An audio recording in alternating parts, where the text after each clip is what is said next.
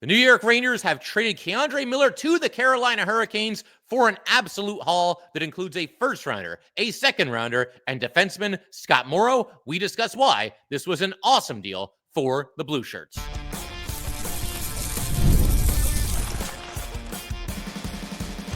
You're Locked on the New York Rangers, your daily podcast on the New York Rangers. Part of the Locked On Podcast Network, your team every day.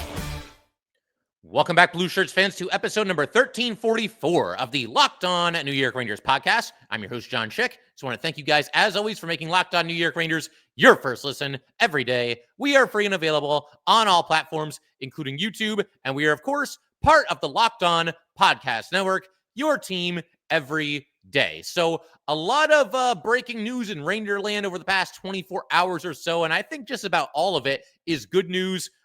Maybe not everybody will agree with that, but for the most part, I feel like most Ranger fans are mostly feeling pretty good about what we've seen transpire in the past day or two here, not the least of which was this trade of K'Andre Miller to the Carolina Hurricanes. And that's going to be basically the theme of today's episode. We're going to spend the entire show talking about the K'Andre Miller trade from every angle, the trade itself, and my thoughts on Miller as a player. We'll get to what the Rangers received in exchange for Miller, and it was obviously quite a bit. There's also the breaking news of Will Cuylle re-signing with the Rangers, 2 years, $3.9 million per season. I'm a huge fan of that as well. We're going to save that for our next episode and discuss that in greater detail as well, because we don't want to rush through everything. And obviously, this K'Andre Miller trade, this made headlines, not just for Ranger fans and Canes fans, but really across the entire NHL landscape.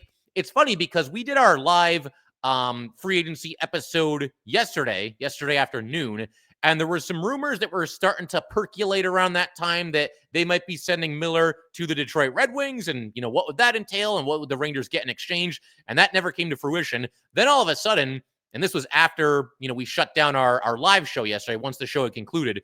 But all of a sudden, there's these rumors that the Rangers and the Carolina Hurricanes are making progress on trade talks involving K'Andre Miller. And that right there is the first thing that immediately gets your attention. The fact that the Rangers are considering, and ultimately did, send K'Andre Miller to a division rival. And one of the reasons that stands out is that gives you a pretty clear indication of how the Rangers feel about K'Andre Miller and where his game is at after the conclusion of this past season.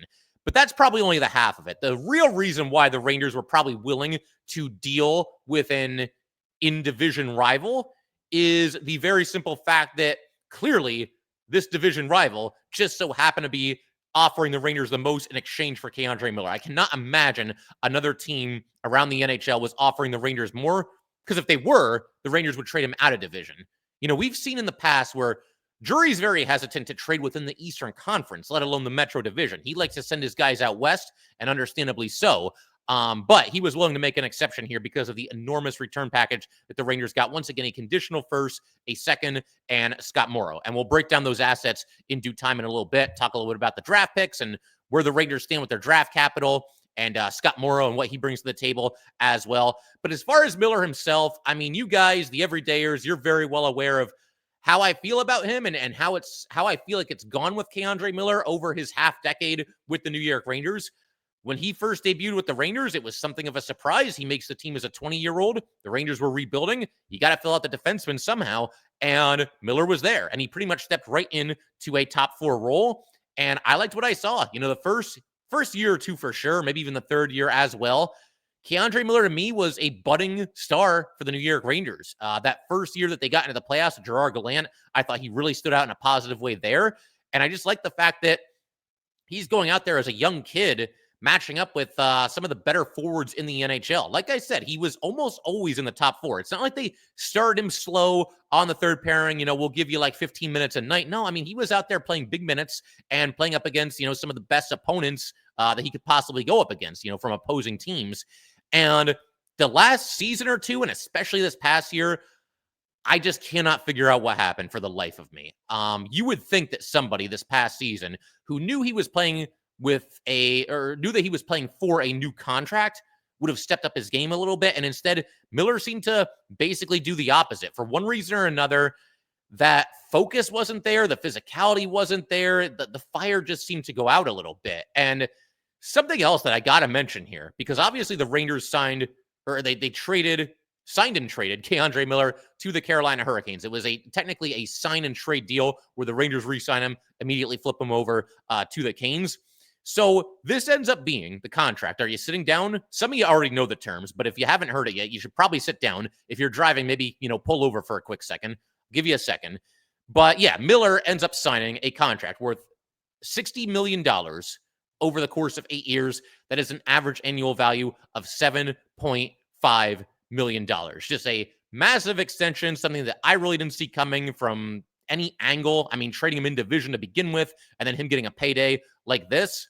I mean, look, Miller said he wanted a significant pay raise, right? That was the rumor that was out, late 2024, early 2025, whenever it was this past season. He got his wish, and more power to him. It's pretty wild to me, though, that he got a payday like this coming off of such a shaky season.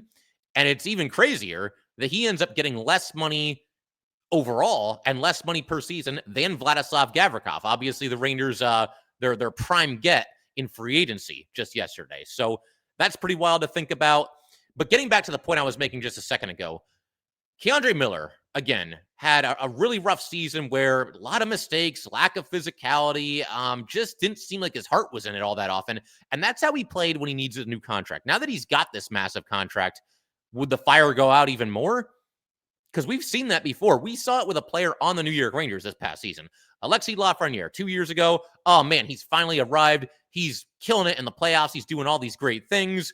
This guy is going to be a big-time player in this league. Got off to a great start last year, signed the extension, and what happened? Lafreniere's game just kind of seemed to tailspin a little bit. I mean, I know there are some stats that you can point to and say, well, maybe it wasn't all bad for Lafreniere. He was up there in terms of even strength goals for the Rangers this past season. But man, I mean, he signed that contract and his play noticeably dipped. There could be a similar situation with K'Andre Miller. And that's one of the many reasons why I wasn't looking for the Rangers to re-sign Miller, and certainly not at the price and the length of the contract that he ended up getting. One other note that I'll throw out there on Miller's contract, just for curiosity's sake, because I know that some people might be interested in this.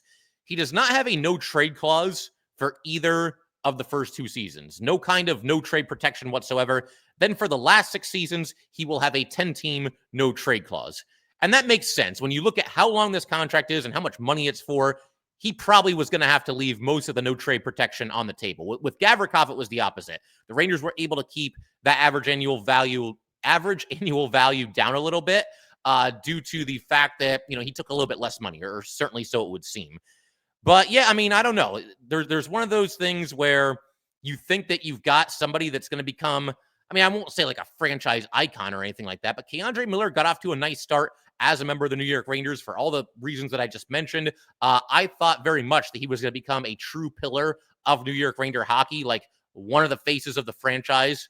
Not like an all-time face of the franchise, but one of the current faces of the franchise. And instead, we end up with another homegrown prospect that gets shown the door, at least somewhat prematurely.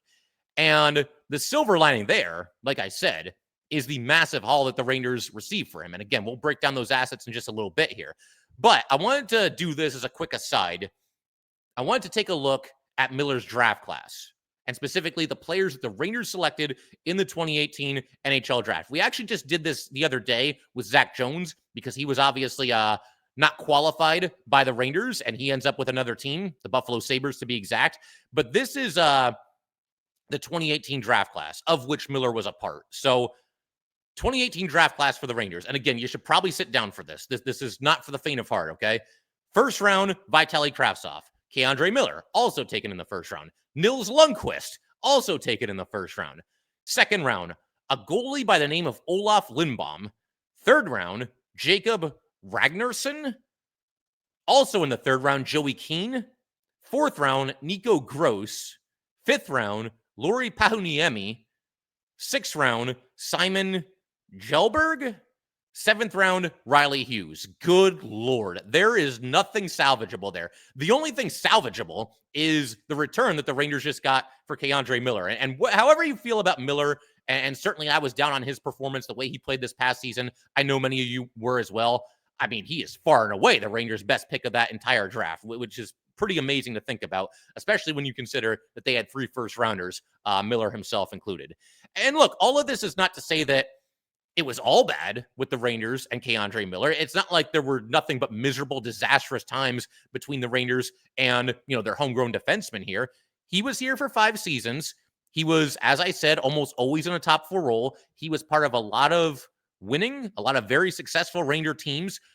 They had 3 seasons in a row there, which were Miller's second, third, and 4th seasons in the NHL, where the Rangers had at least 100 points, 2 trips to the Eastern Conference Final. There were times where Miller played very well in the postseason. Him and Jacob Trouba, they were a good pairing until they weren't. It seemed to work early in Miller's career. It seemed to work, early in Jacob Trouba's tenure with the New York Rangers. The two of them seemed to click, and then everything just kind of fell apart for both of them. So again, it's not like there weren't any good times between Miller and the Rangers. And for a while there, he was looking like he was going to be, as I mentioned earlier, a pillar of this franchise. And with all that said, we will eventually, once we get a little bit deeper into the offseason and all the dust settles with the draft and free agency and whatnot, we will do a K'Andre Miller farewell episode where we take a look at his top 5 moments as a New York Ranger. We're going to be doing the same thing for Chris Kreider, but with Kreider, we got to do top 10 because he was here forever and there were a ton of moments. But one more thing I'll acknowledge here before we turn our attention to some of the assets that the Rangers picked up. There's a couple people opining that there's a lot of risk here with what the Rangers did. And K'Andre Miller could haunt them for years. He's still going to be in the Metro. The Canes would seem to be a good landing place for him. They seem to get the most out of their defensemen. And obviously, just in general, they've been a very good team the last bunch of seasons. Could Miller thrive and reach his full potential and become, an elite or borderline elite NHL defenseman? Sure. Anything is possible. He's still early in his career. And there have been times where we thought he was going to do just that for the New York Rangers. We thought, or at least I did, that he was going to become, a very, very well-rounded upper echelon defenseman in this league. But, I think Miller in some ways honestly needs to reinvent his game a little bit. He just got so far away from it this past season. I think he needs to lock into games a little bit more than he did. But the bottom line here, the Canes are paying K'Andre Miller right now like he's one of the best defensemen in hockey. And right now, he's not. And I don't think anybody that watched this Ranger team last year would fight me on that. Maybe a couple would. But man, some of the turnovers that he made, it just wasn't any good.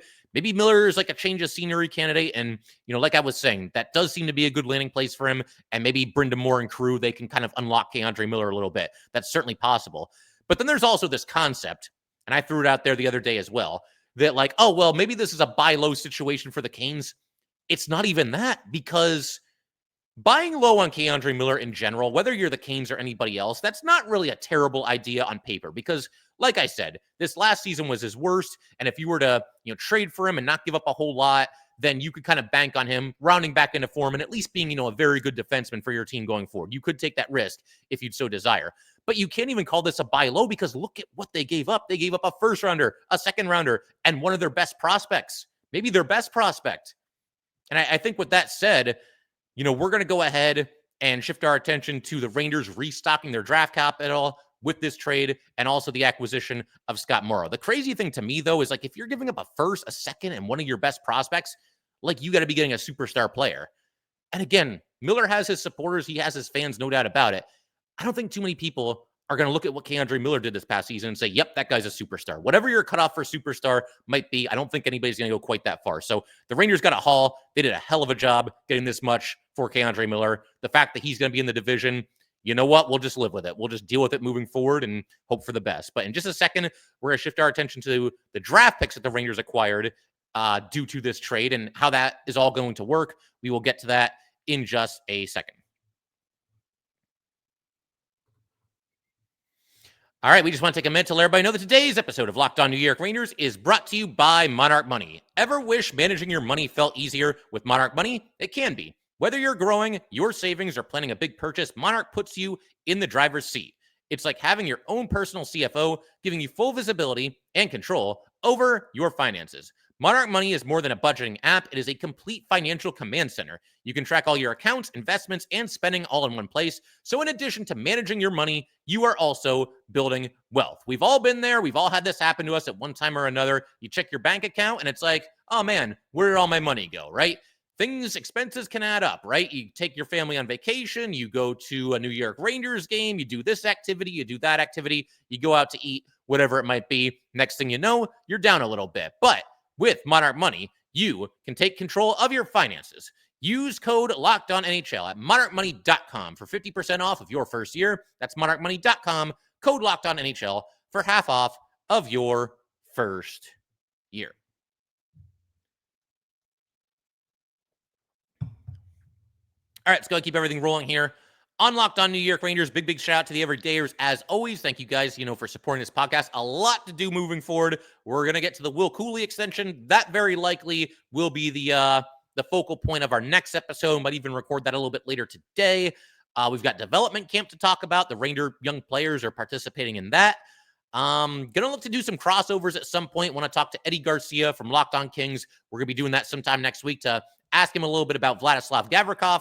And then also Zach from Locked On Canes. Would love to talk to him and get his perspective on this K'Andre Miller trade that we're discussing today. We'll get to all that in due time. But for right now, again, the haul that the Rangers got. Let's first look at the draft picks that the Rangers got. They get a conditional first rounder as well as a second rounder. And I got to say this right off the top here.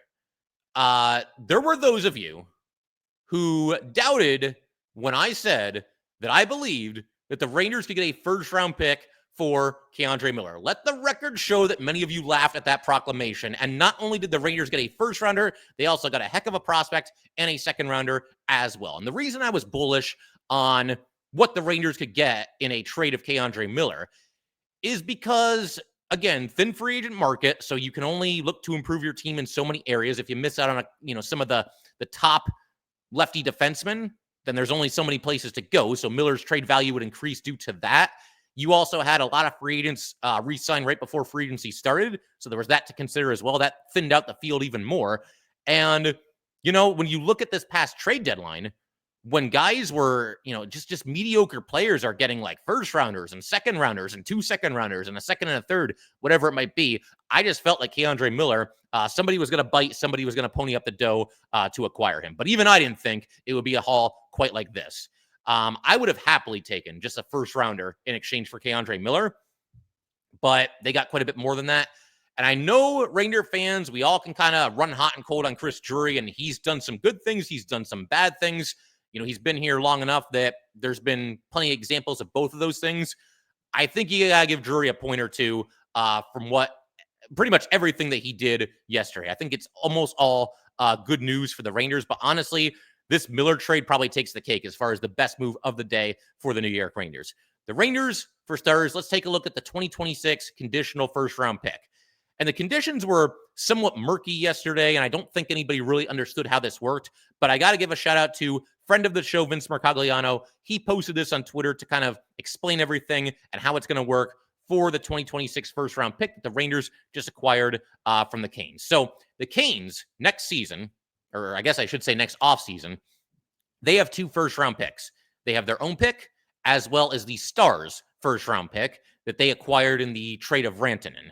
So there are 3 possible scenarios next offseason. Number 1, and I think this one's probably the most likely, if neither of those 2 picks, again, the Canes first rounder or the Stars first rounder that belongs to the Canes, if neither of those 2 picks are in the top 10, then the Rangers will receive the better of those 2 picks.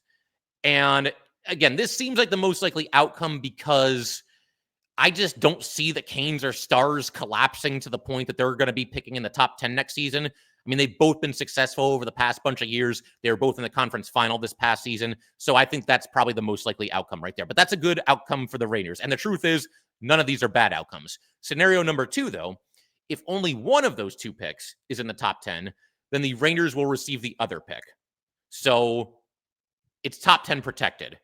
Like let's say the Canes just collapse next season and they end up with the first pick in the draft. The Rangers don't get that pick. They would get the Stars pick, which presumably would be outside of the top 10 in this scenario. And then the third scenario, and probably the least likely if we're being honest, if both the Stars and the Canes first round pick are in the top 10 next season, then the Rangers will not get either one of them. They will instead get the Canes, the better of the Canes 2 first round picks the following year in 2027. And again, that one seems the most unlikely of the 3. But all this is fun because no matter what, the Rangers can't really lose here. They have a first round pick coming their way. And it makes it even more fun to root against the Carolina Hurricanes next season, because the worse they do, the better the draft pick could end up being for the New York Rangers. I mean, I guess we would have to root against both the Canes and the Stars due to, how the whole thing is kind of set up here and explained. But be that as it may, I mean, have even more fun rooting against the Canes next season and the Stars too, because why not? All right, so that's the first round pick, the conditional first round pick. That's the way it's going to work. The Rangers also get a 2026 second round pick from the Canes. This one's pretty self-explanatory. There's no hidden layers to peel through here. There don't seem to be any conditions attached to this second rounder. The Rangers will get the Canes second rounder in 2026, but obviously also a significant pickup for the Rangers.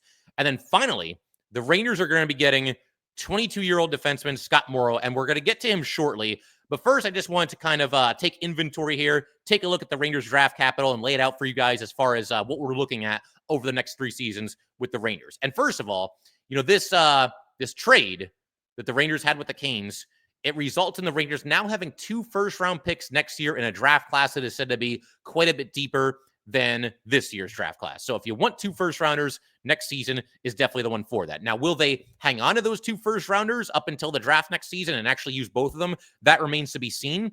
Obviously, if the Rangers are contending this upcoming season and they look great and they've got one of the best records in the NHL, but they need a piece or two and they want to make a big-time splash at the trade deadline, that's when they can maybe trade one of those first-rounders for, a player that can come in and help them. We'll see if that ends up being how everything plays out, but that option is certainly on the table. But as things stand, at least for right now, these are the Rangers' picks for 2026 next offseason. They've got 2 first-rounders, their own, and one from the Canes. They've got the Canes' second-rounder. They've got a third-rounder, a fifth-rounder, a sixth, and a seventh. Then for the year after that, 2027, a first-rounder, a third-rounder, a fifth-rounder, a sixth, and a seventh. And then for 2028, the year after that, the Rangers have all 7 of their draft picks, and they have not picked up any draft picks from anybody else. So that's where things stand. But obviously, this team has really improved its draft capital in just one fell swoop, and that gives them some options, gives them some flexibility going forward, and that's obviously never a bad thing. But we're going to get to Scott Morrow in just a second. It sounds like the Rangers got a heck of a prospect here. This isn't just some random throw-in the Canes didn't really have a use for. This is somebody that can make a difference, might even be a Ranger on opening night. We'll discuss all that and pretty much every aspect of Morrow's game in just a second.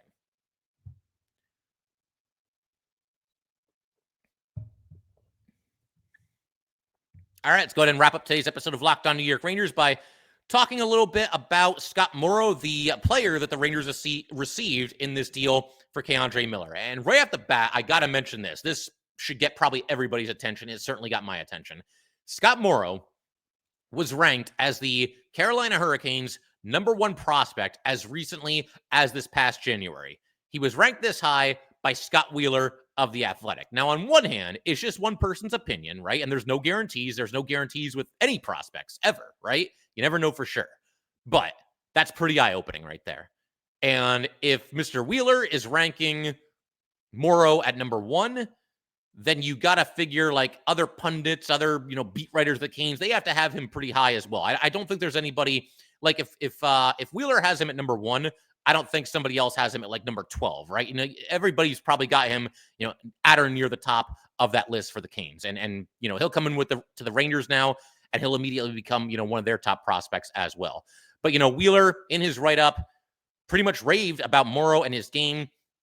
Talked about him taking on a big workload in college, 25 minutes per game. Said he was one of the most productive players with the Canes AHL team, which is, of course, the Chicago Wolves. Said he made the jump from high school to college look very easy. Did mention that Morrow does need to get a little bit better in terms of his defensive positioning and defensive consistency overall. He has improved in those areas, or that's at least what it sounds like, but known at least somewhat as an offensive defenseman. He's said to be a great transition defender who can move the puck. We need some puck-moving defensemen. It sounds like Morrow can be one of those guys. Carries himself with a lot of confidence as well. Very assertive player. And as I mentioned just a second ago, doing better with his defensive positioning and doing a better job of limiting mistakes. Apparently, he had a tendency to, make a couple of those bonehead kind of mistakes that we see every now and then. But it sounds like that was something that was a red flag for scouts, and it's something that, Morrow has worked very hard to correct, and it sounds like he's doing a better job in that area of his game. We also got this. from Johnny Lazarus on Twitter. And again, it's just one person's opinion, but, Johnny knows his stuff, and he watches these college hockey players very closely. This is what he had to say about Morrow.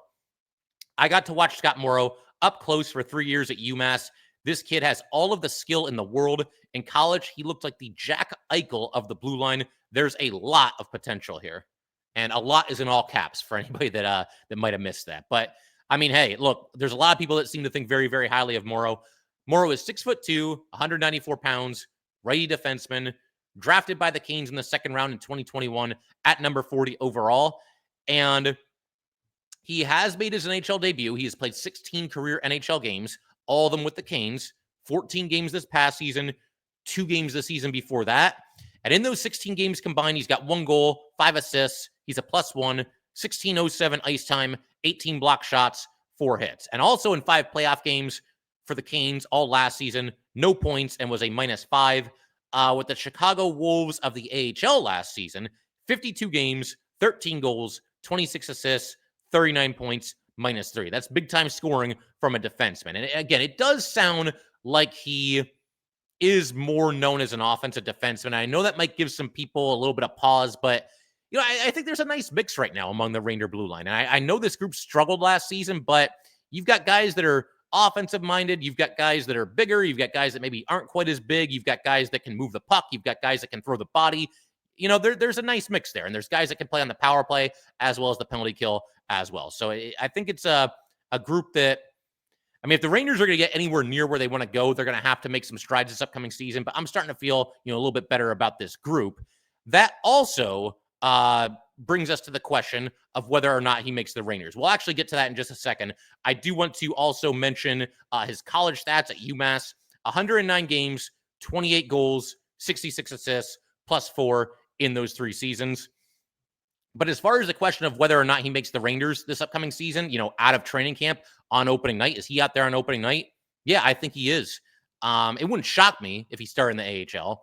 What can't happen, the only thing that would really annoy me, and I think some of you might be in the same boat with me on this, is if he makes the Rangers, but he's watching half the games, 2/3 of the games from the press box. That's not going to do anybody any favors. This is somebody that needs to be playing, whether it's with the Rangers or whether it's with the Hartford Wolfpack. If he's going to be on the Ranger roster, then he needs to play. He needs to be on the ice. The other important note here is that he can be sent to the AHL without needing to pass through waivers. So if the Rangers feel like, he needs a little bit more seasoning, or we don't want to expose this guy or that guy to waivers, so we'll just send Morrow down, they are able to do that without any fear of him being claimed by another team. So that's obviously good news as well. But yeah, I mean, these are the pairings I would go with on opening night. And I don't know that the Rangers are going to do it this way, but these are my pairings. So let's have some fun here. Top pairing for the defenseman, Gavrikov and Fox. This is probably one of the only things that you can write in Sharpie as far as the Rangers opening night lineup is concerned. They didn't sign Gavrikov to this 7-year, $7 million per season contract to throw him out there on the third pairing. I think he's, part of the idea, or a big part of the idea of bringing him in, is let's shore up that top pairing. Let's give Adam Fox, a good defenseman that he can work with. And I think that's what they're going to do. I'd be stunned if it was anything other than those two as the top pairing on opening night. Second pairing, and this is where I'm probably going to do things a little bit differently than the Rangers, but I'm going to go Schneider and Borgen. Schneider would obviously have to move from the right side to the left side, but it's something that he's done throughout his NHL career. Not that often, but enough times where you feel like, okay, he can probably handle this. So he's done it in the past. And for me, to kind of simplify my reasoning here, make it as simple as possible, is I just like the idea of putting the best 4 defensemen in top 4 roles. It's really just as simple as that. And if that entails Braden Schneider having to go from the right side to the left side, then so be it. So that's my second pairing. And then third pairing, we're going to go Susie and Morrow. If Susie is not traded or is not bought out, and either one of those things could still happen, it's at least possible. But if that doesn't come to fruition and Susie is still here, I will somewhat generously give him a clean slate for this upcoming season. Because as I mentioned on social media yesterday, Susie walked into a dumpster fire last season. And that is not an exaggeration. The Rangers were an absolute mess. And Susie, he's not going to come in and put out all these fires and fix, the mess that the Rangers are in. So for that reason, I think everybody could probably use a clean slate this upcoming season, and possibly no one more so than Susie. Susie, has been a good defenseman in the past. He was scuffling a little bit last year when the Rangers acquired him. I think maybe they saw it as a little bit of a buy low opportunity, gave up a third-round pick to get him. It's not looking like the best deal that Chris Drury has ever orchestrated, but be that as it may, let's just give him a chance. Let's put Susie on the third pairing. And Morrow, I got Morrow in the opening night lineup next year as well. Morrow, his case is strengthened by the fact that there's no obvious candidate for a defenseman on the second power play unit. I mean, that's not going to like make or break Morrow's chances of making the team this upcoming season, but it helps, because the guys that would have been on the second power play unit as far as defensemen for the Rangers, the most likely candidates to me were probably K'Andre Miller and Zach Jones, and they are no longer members of the New York Rangers. So they're going to need somebody. I mean, maybe Gavrikov could do it. Maybe Schneider could do it. But Morrow, I think, might be the best choice of that bunch to do it. And then as far as the extra defensemen, Vakanainen and Robertson, the two of them can battle it out for the 7th spot. And one of them might be subjected to waivers if they don't win that spot. And saying that, like, it almost makes me say, yeah, go ahead and trade Susie and, take what you can get. But I think that's where I'm at right now. That's my defensive alignment for opening night this upcoming season. And as far as Morrow goes, one more thing that I wanted to mention here. He comes from quite the hockey family. His father, Steve, played in the AHL for the Hershey Bears for 2 seasons. His uncle, Scott, spent many seasons in the AHL and ended up playing 4 games with the Calgary Flames in the NHL. His sister, Sydney, is playing for the University of Minnesota. His other sister, Sophie, is committed to Penn State this upcoming season. And his brother, Spencer, is playing for Shattuck St. Mary's U18 prep. So quite the hockey family, if I do say so myself. That sounds like there's 6 different Morrows that are, obviously very committed to the game and playing at different levels or previously played hockey, whatever it might be. We'll close today's episode with a quick update as far as other free agents, that are related to the New York Rangers. So the Rangers did make a couple of other minor signings yesterday, 3 by my count. They got forward Taylor Radish from the Caps, forward Justin Dowling from the Devils, and defenseman Derek Pouliot from the Dallas Stars. And we will discuss all these guys in due time. But again, we don't want to rush through everything. We want to take our time on K'Andre Miller today. And tomorrow's going to be all about Will Cuylle and his re-signing. We also saw former Ranger Ryan Lindgren sign a 4-year deal for $4.5 million per season with the Seattle Kraken. And I'm happy for Lindgren. I always felt like he would have kind of a tricky market given his injury history and his style of play, but that does feel about right for both sides. Zach Jones, non-qualified by the Rangers, signs with the Sabres for 1 year. It is a 2-way contract worth $900K in the NHL and $550K in the AHL. Arthur Kaliev goes to the Senators on a 1-year, 2-way contract. Alex Belzile goes back to Montreal. Who else? Bogru signs with the Leafs. But we will call it there. Thank you guys, as always, for tuning in, and I will see you next time.